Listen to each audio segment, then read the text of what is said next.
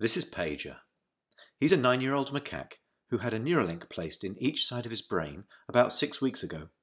If you look carefully, you can see that the fur on his head hasn't quite fully grown back yet. He's learnt to interact with a computer for a tasty banana smoothie delivered through a straw. We can interact with the Neuralinks simply by pairing them to an iPhone, just as you might pair your phone to a Bluetooth speaker.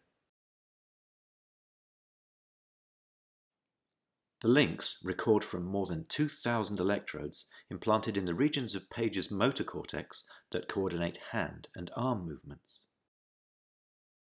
Neurons in this region modulate their activity with intended hand movement. For example, some might become more active when he moves his hand up, and others when he moves it to the right. By recording from many neurons and feeding their activity into a decoder algorithm, we are able to predict Pager's intended hand movements in real time. First, we calibrate the decoder by recording neural activity as Pager uses the joystick to move a cursor to targets presented on the screen. As he's playing this game, we're wirelessly streaming, in real time, the firing rates from thousands of neurons to a computer. Using these data, we calibrate the decoder by mathematically modeling the relationship between patterns of neural activity and the different joystick movements they produce. After only a few minutes of calibration, we can use the output from the decoder to move the cursor instead of the joystick. Pager still moves the joystick out of habit, but as you can see, it's unplugged. He's controlling the cursor entirely with decoded neural activity. Our goal is to enable a person with paralysis to use a computer or phone with their brain activity alone. Because they wouldn't be able to move a joystick, they would calibrate the decoder by imagining hand movements to targets.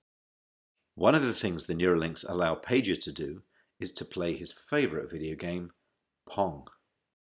To control his paddle on the right side of the screen, Pager simply thinks about moving his hand up or down. We've removed the joystick altogether.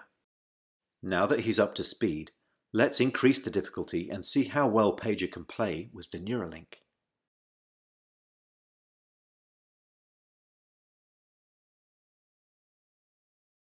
As you can see, Pager is amazingly good at mind pong.